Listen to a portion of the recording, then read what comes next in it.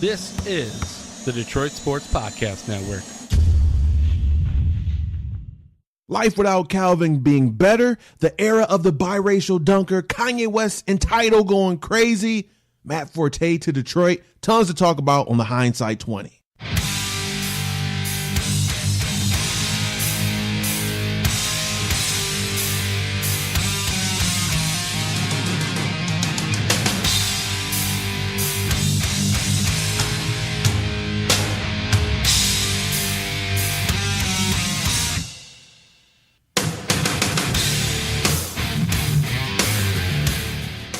It's the Hindsight 20 podcast. As always, I'm your host, Jerry Mallory. I want to thank each and every one of you for listening. Listen up. DetroitSportsPodcast.com is where I'm found. Not just myself, but there's a host of characters. Doc and Jock, Tigers Talk. Hey, spring training right around the corner. I do this every year for the Tigers. I get to the point where when the season is over, I'm like done. I want nothing to do with them.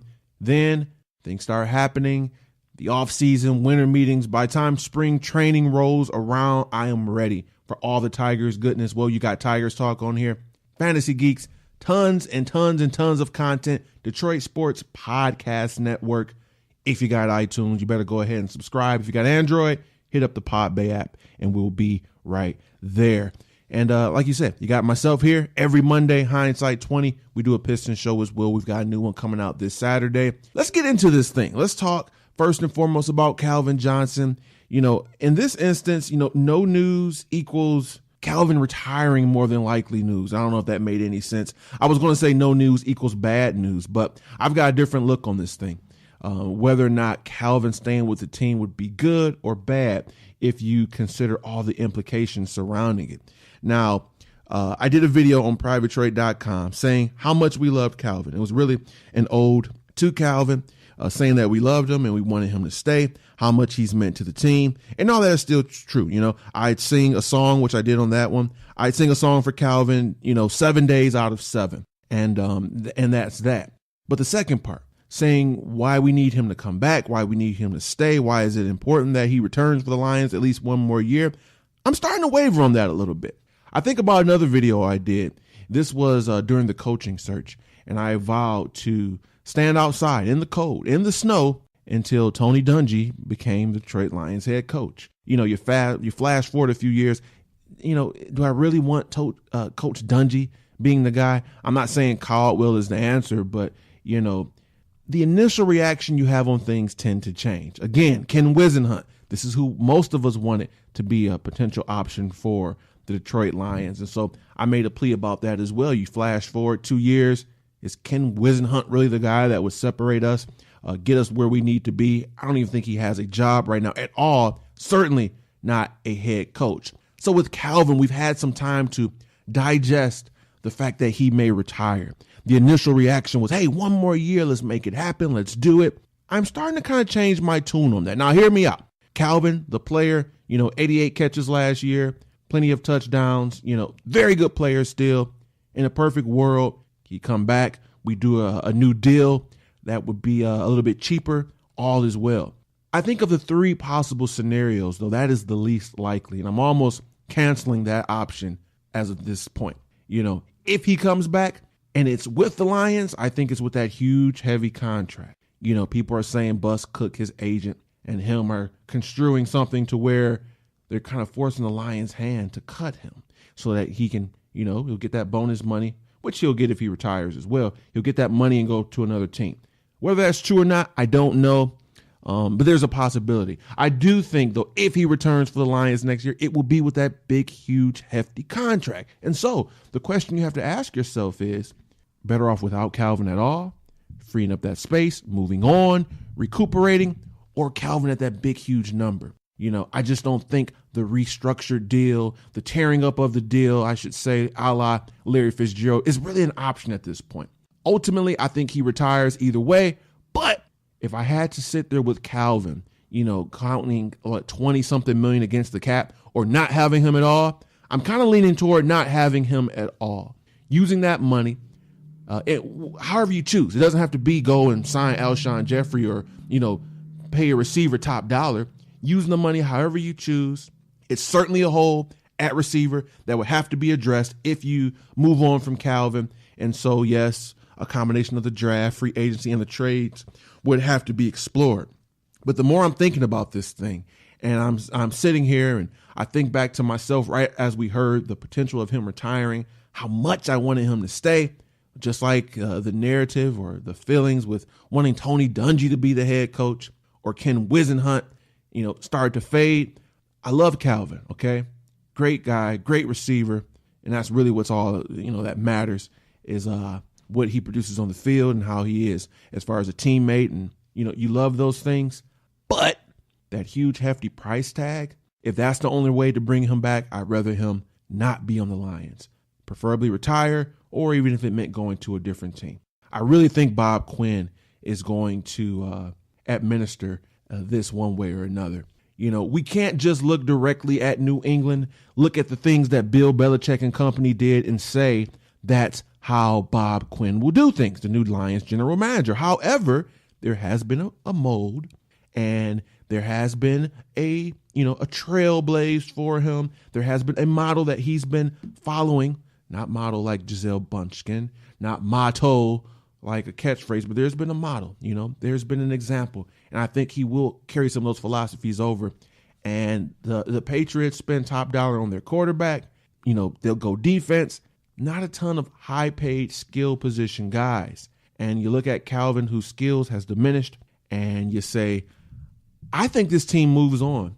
If Calvin just showed up one day and said, hey, I'm ready to play some football, guys, I think Bob Quinn looks at him and say, okay, well, that's good. And we want you here. However, that price tag, 24 against the cap, we got to pay you some of this bonus money no matter what. But, dude, we're not going to sit here and pay you, this hefty amount. We got to do some restructuring, some redealing. We have to make a decision communitively or collectively on what's going to happen.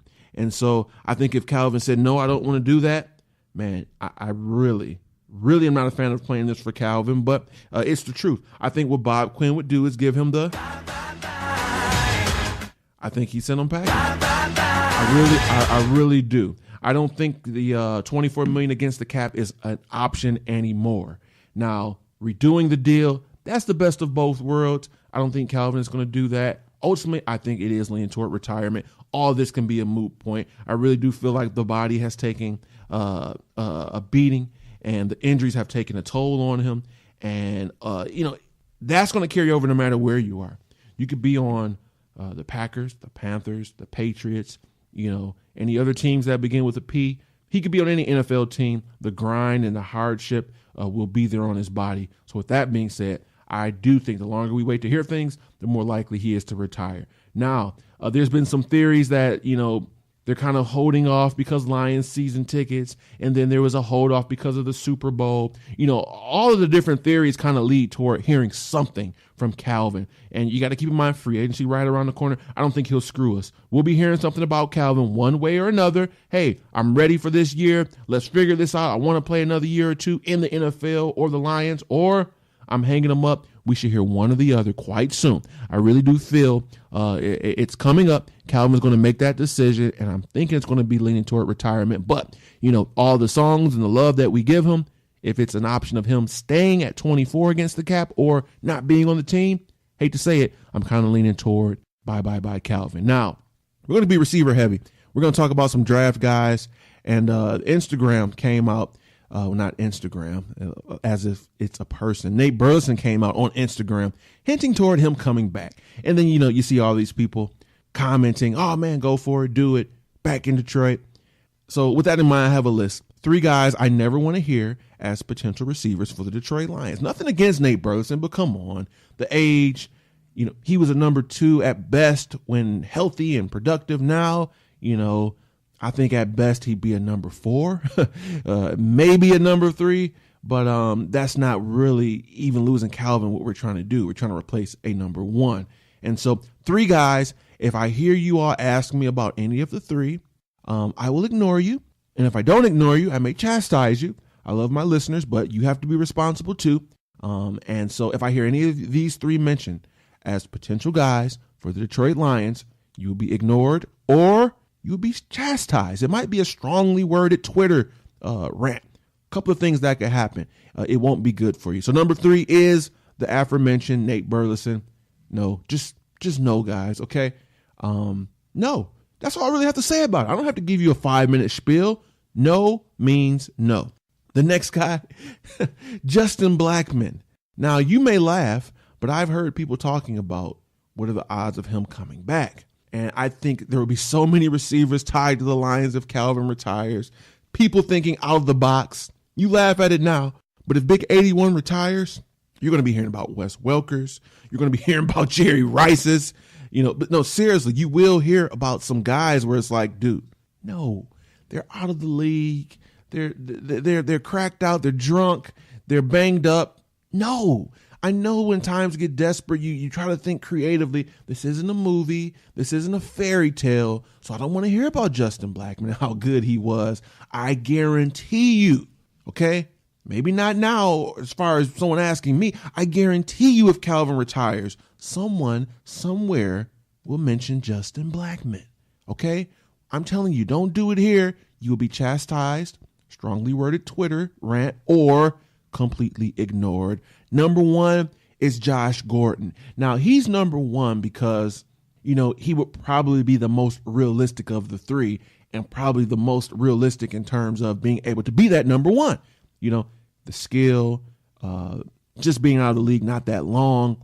There's videos online of Josh Gordon. This is the receiver for the Cleveland Browns, if you don't know who I'm talking about. But if you're listening to a podcast about the Detroit Lions, you're probably a big NFL fan. So anyways, receiver for the Cleveland Browns, Josh Gordon. I mean, when healthy, when he's not boozed up or having his personal issues, the guy is amazing. But, suspension after suspension after suspension. He's supposed to be trying to mount this comeback.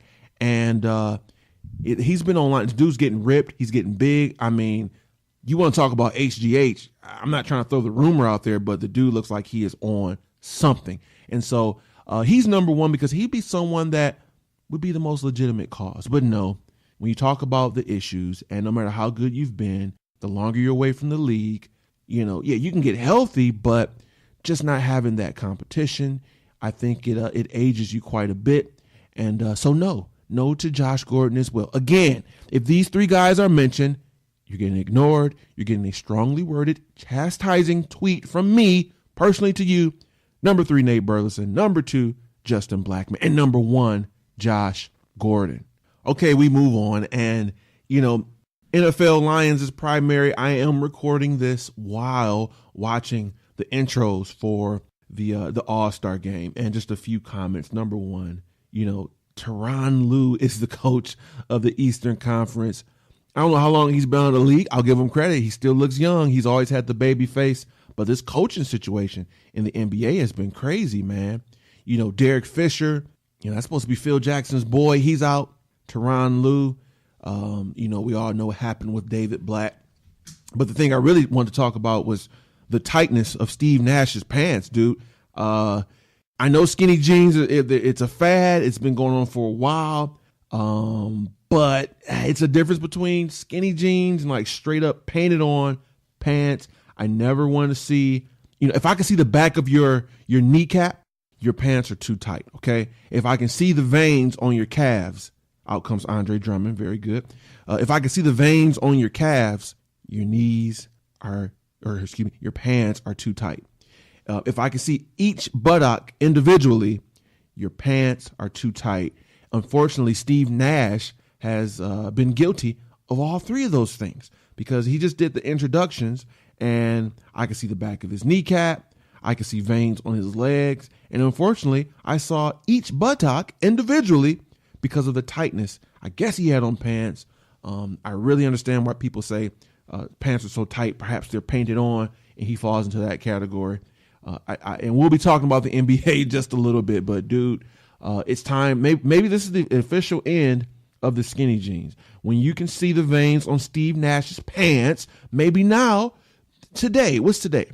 February 14th? It's Valentine's Day. Maybe this is the actual day that skinny jeans died. I'm hoping it was. I'm hoping it is because I'm just seeing too much from dudes, no offense. Anyways, moving on back to the NFL. Like I said, the first half of this show, we're going to be receiver heavy. So we talked about Calvin. We mentioned some older guys that's been in the league I don't want to hear you guys talk about. Let's talk about some draft prospects. I've been looking at film. And for me, the best two receivers in the draft is Laquan Treadmill. Look, man, maybe that's a Freudian slip. I need to hit the gym. I need to lose some weight. And so Laquan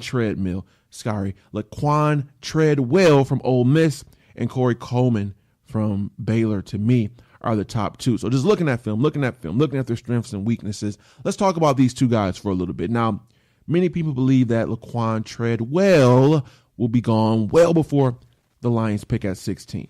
I think he will be, but it's not definite. If a couple teams pass up on him like Dallas, Chicago, depending on what they want to do. They got Kevin White. Maybe they want to bring in another young guy if Alshon is not back. It depends, but he's one of those names that could potentially fall. So, yes, we will talk about him as a potential draft option for the Lions. And then, like I said, Corey Coleman. Now, Corey more than likely will be available at 16, but there's a chance because many view him as one of the best receivers. Some have him at number 1 in their rankings, some at number 2. You've got Thomas, you've got Treadwell, you've got Coleman. So strengths and weaknesses of these two guys. I'm a little leery of giving player comparisons because, you give a comparison to a guy and then, anything that's different, which will be a lot of things, you kind of get called out for. However, if you haven't seen the guys play, I do think of comparison. When I give my comparisons, they're loose. It's not like they're an exact clone of the guy, but just kind of give you a mindset of who to think about. That's kind of good for those of you that maybe have not watched a ton of Coleman and Treadwell. So let's start with Laquan first. Not the fastest guy, but he's big and he's physical. He's got good hands. He can go up and get it. He can high point the ball. He not like moves in terms of, he'll juke you. He's not shifty like that, but he's very strong. He'll break tackles, and he's also a really good blocker. He's got a grown man body, full-fledged, he's in college, but the dude is legit. The dude is ready for the NFL right now. Not the fastest, though, and that's one of the things. The defenses don't have to worry as much about that breakaway speed. Now, I've heard comparisons of Hines Ward. I think he's a little bit better than that. A guy I like when I think about comparisons is someone in Houston with Mr. D-Hop. DeAndre Hopkins is not that fast. He's not a burner, but he's big, he's physical, he can high point the ball, he's got good hands, and he's a touchdown catching machine. You throw it up to him, he makes something happen. You build your receiving core in a number of ways. You definitely want some size, I think, with the Lions. If you lose Calvin, a guy like Treadwell could bring you that. Then you've got Golden Tate, not the biggest guy. He's hard to bring down, run after catch specialist. And then you would like to add an absolute burner. That's what you're hoping Corey Fuller can become. I'm starting to have my doubts if he can be that guy. And so Treadwell, to me, would fit good with a mold. Like I said, in the mind of like a Hines Ward, or to me, a DeAndre Hopkins. If you're giving someone a little bit more recent, I think Hopkins is a little bit more dynamic than Ward was. And I think that Treadwell could be just that. Not the fastest guy, but he does a lot of other things really good. And he uses his strength to his advantage, which is his strong hands and his strong overall disposition, using strength, using size, using power to break tackles and to beat guys off the press. Now, Corey Coleman, he reminds me of a running back. He's one of those guys, he gets the ball and he makes something happen. He, kind of like what you see with Golden Tate, but a little bit bigger, a little bit stronger than that. So think Randall Cobb, one of those guys that very fast, very hard to bring down, always moving, always just breaking a tackle here or there. Someone that is a good punt returner, which you like to see from guys. So he's a multi-talented dual threat. Think of Randall Cobb. Now, here's the issue, though, with Coleman and why ultimately, if I'm ranking these two, I'm going to go ahead and give Treadwell the slight advantage. It's the issue with the hands. His drop rate is at like 10+%. Now, some of the best receivers have had bad drop rates in college. It can improve, but you got to look at the makeup of your team.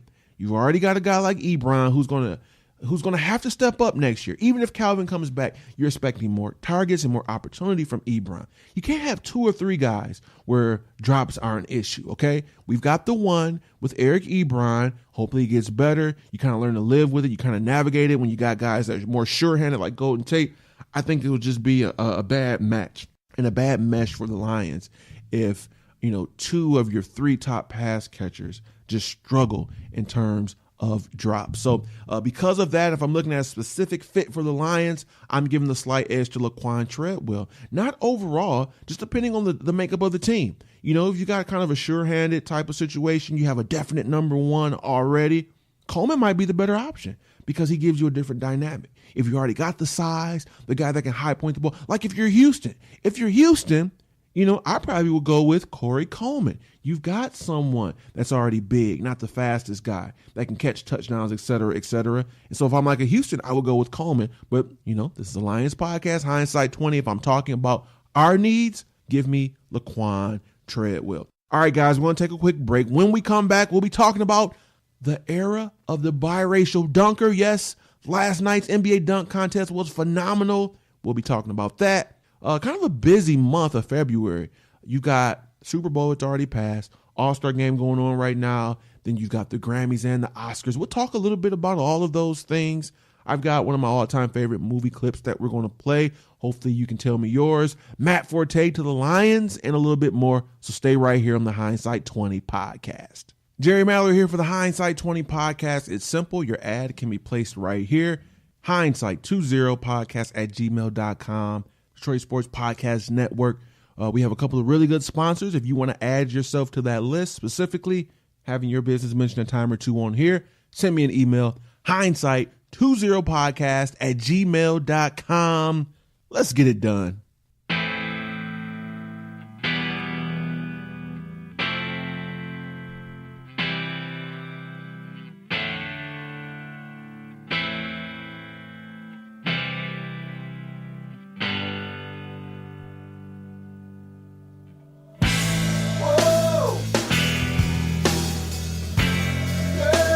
All right, we're back on the Hindsight 20.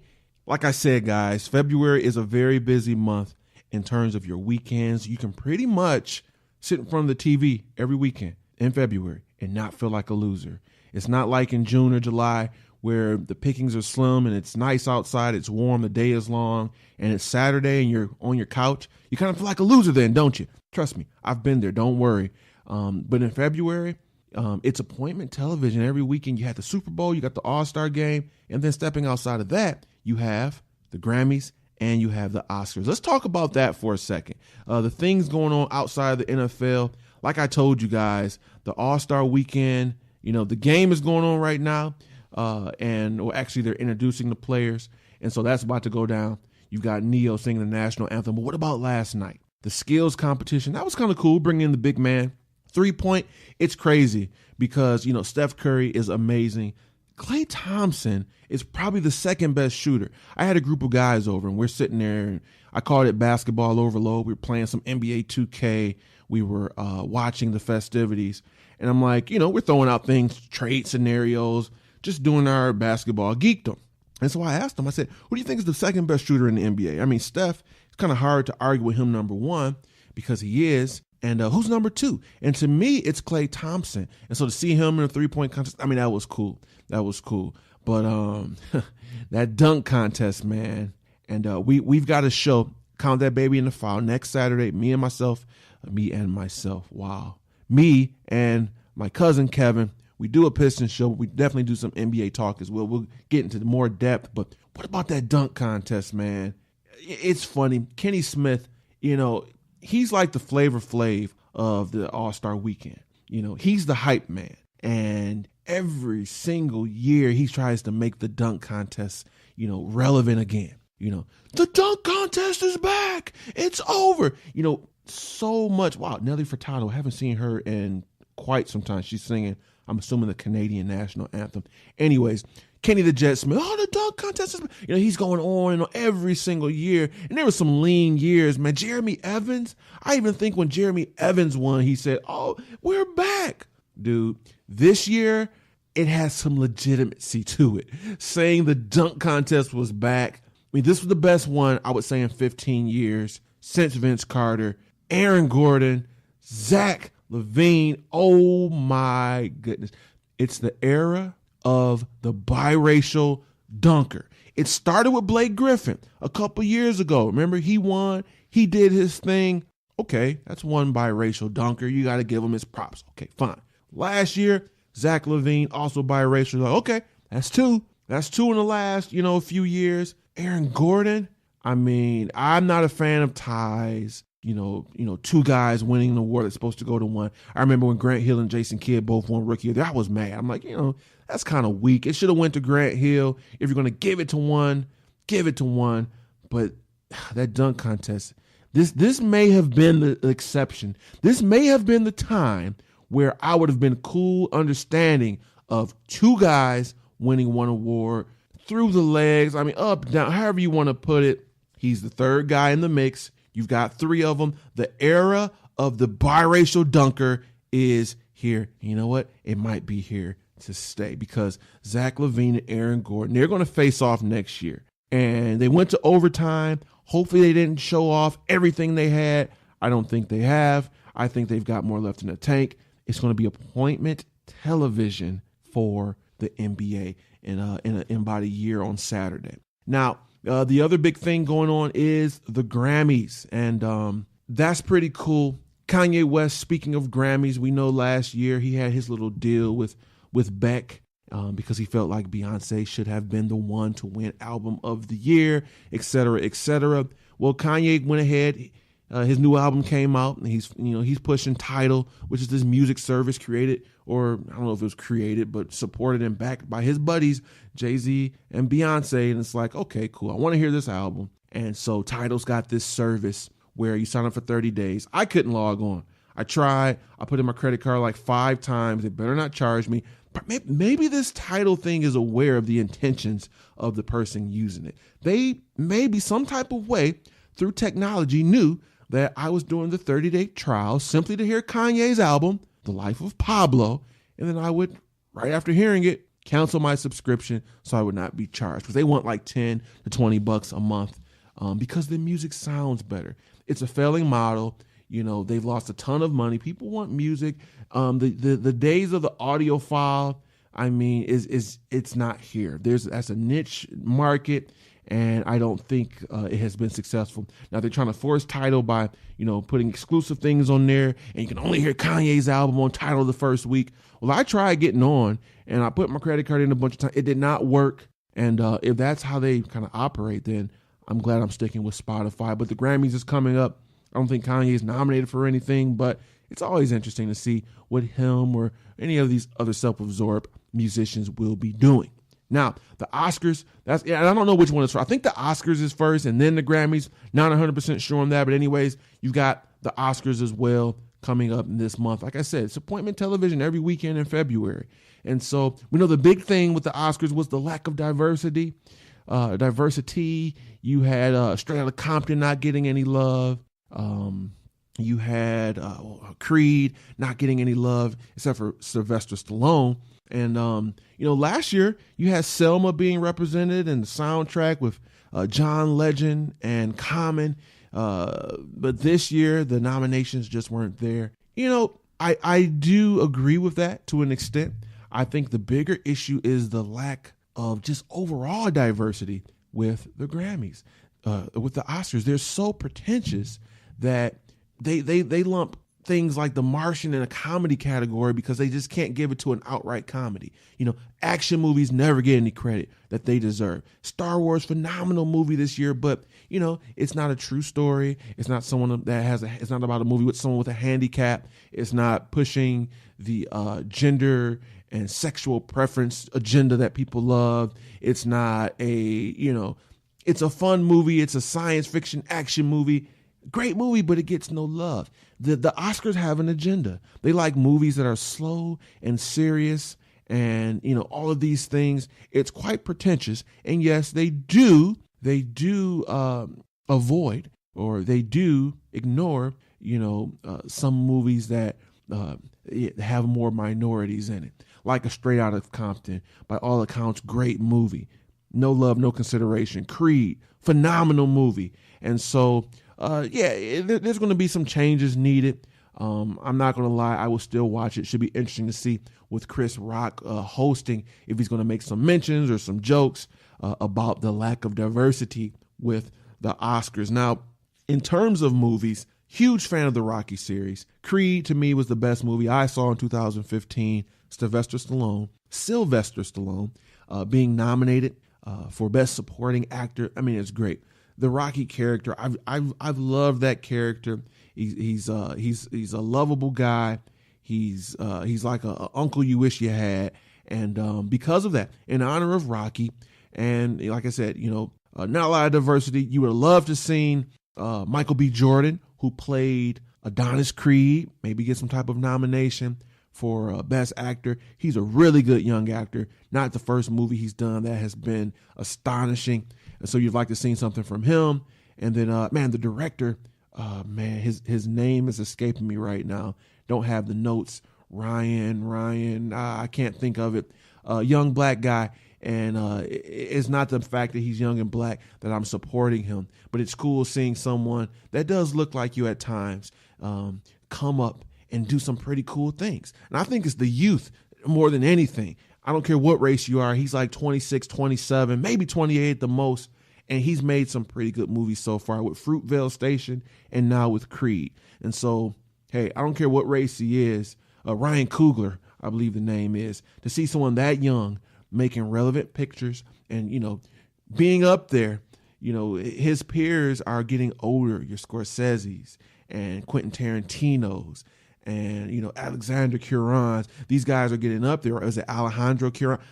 These guys are getting up there. And so to see someone that young hanging with the big dogs, it's cool. No nominations for him. But in honor of Rocky, in honor of Sylvester Stallone, one of the favorite most quotable lines in the Jerry Mallory universe. Me and my buddies, we're always quoting movies. Denzel Washington is the one you always love to quote. Clint Eastwood. Rocky Balboa is definitely one. Here's one of my favorite clips from the Rocky series. Check it out. It's great being out of the hospital and not having to take all those pills and everything, and my legs are getting so sore and all that, I'm just laying there, I was kind of shrinking and all that. It's great to be outside, What are we doing here at the zoo? I kind of like the zoo a lot, it's a special place, especially when it snows, it kind of smells clean and everything like that, Don't you like the zoo? Huh? I like the zoo. Yeah, me too. I was wondering, what do you think you're doing for, the next 40 or 50 years? What do you mean?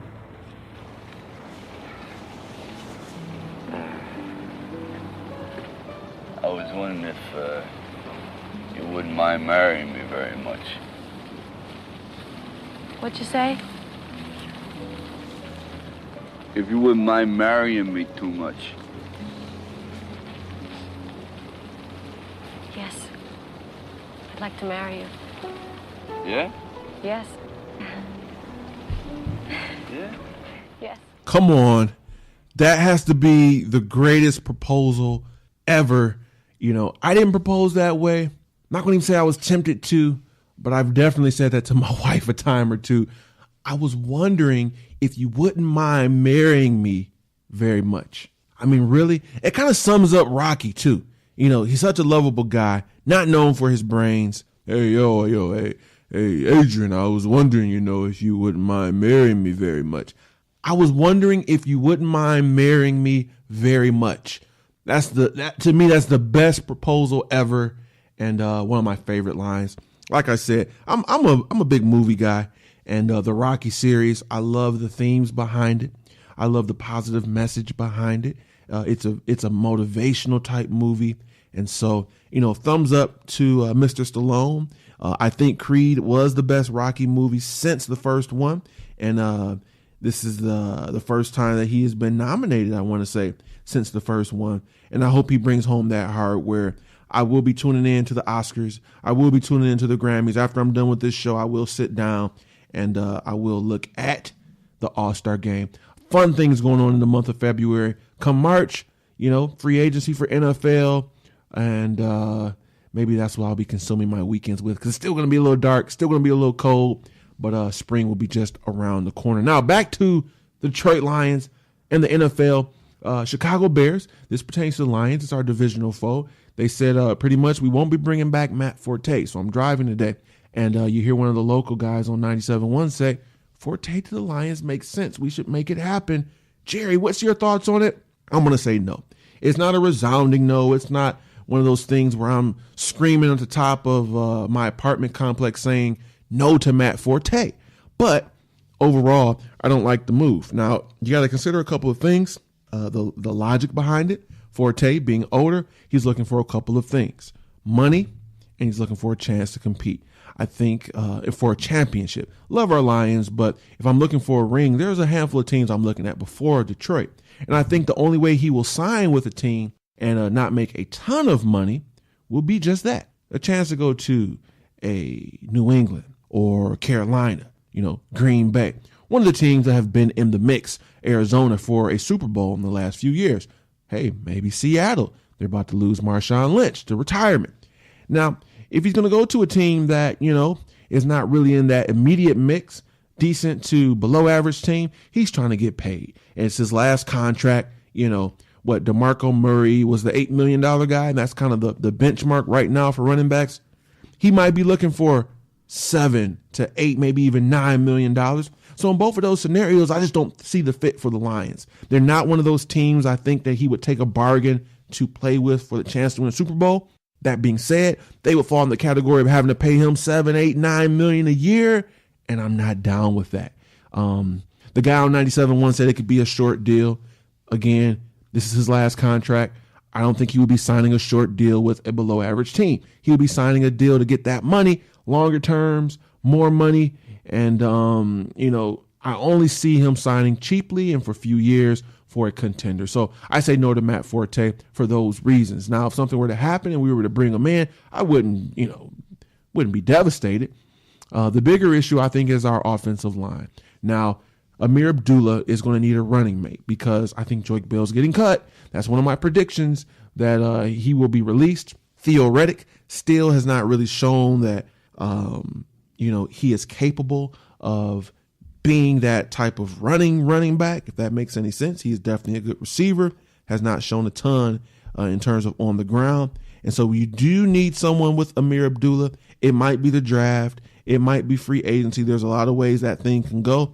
And so from that standpoint, if some type of way Matt Forte could work out a decent deal, palatable, not too much money, I don't want to lose Calvin, free up cap space, and then spend a huge chunk of that 10 to 11 million on a 30-year-old running back. Just will not be jazzed about it. But Amir Abdullah is going to need a running back mate with him. Like I said, Theo Reddick hasn't shown enough yet in terms of running. We know he's one of the best receivers, but you've got to run the ball. And Joique Bell, I think, is out of here. Oh, wait, but there's Zach Zenner. No, come on, guys. Let's get serious. Let's take a couple of questions before we get out of here. You've got one from Son of Zulu. I don't know if it's Shaka Zulu or whoever. On Twitter, he asked, what do you see as a draft target for the Lions? Well, we know what the needs are, and we know what is out there. I think defensive tackle is something you definitely have to look at. We'll know more, though, once the free agency period has come and a big portion of it is gone. But, the targets are obvious. Receiver, even if Calvin stays, especially if he retires. But you also have offensive line. Not so much guard. I don't even really think center, especially in the first round. But both tackle positions, right or left, could be considered because Riley Reef could slide over to the right or stay at left. And then on defense, it's really all up in the air. I do feel as though cornerback is pretty strong. But, if one of those guys were to fall, Vernon Hargraves or Groves, however you say it, and I wouldn't be surprised if we drafted him. Safety, you've got Quinn, you've got Issa Abdul-Quddus, but I think Quddus could be fine starting or as a backup. So, Jalen Ramsey, is he a corner? Is he a safety? I don't know. He's a good player. I do know that if he were to fall. And then, yes, linebacker and defensive line. Defense, I think, is really all up to who's there. because I could see us going defensive end. I could see us definitely going D tackle, though. If I'm picking one of out of all those positions, Mr. Zulu, I will say defensive tackle is what we target the most. A lot of talented options there. I think it's going to be some good players that we think are going to go in the first round at D tackle that will fall to the second, like a Jerron Reed or, who knows, a handful of guys. I think that was pretty good. Vernon Butler, that could fall to the second round because there's so many good defensive tackles this year. Everyone's not going to draft one. And so wealth at that position to me means someone may fall, but I would not be surprised if the Lions were one of those teams addressing it, especially if we don't bring back Teron Walker, especially if, we don't bring back Haloti Ngata. Now we're going to end this thing. Mr. Chris Lemieux, you guys know him from Pride Detroit, always bringing some good stuff. At Malkovich Plan on Twitter, he asked, would you actually use one of these Lions Valentine's cards for any situation? Well, no, not for Valentine's Day. Not my deal. But the Lions came out with a bunch of cards, and they were play on words. I like, puns and play on words. It's kind of fun. Like they had a card with some hearts with Darius Slay, and it was like, hey, you slay me. One was like, you're the answer I've been looking for. I really digs you for Quandary Diggs. My favorite one was theoretic, and it was like theoretically, get it? Theoretically, you and me belong together, something along those lines.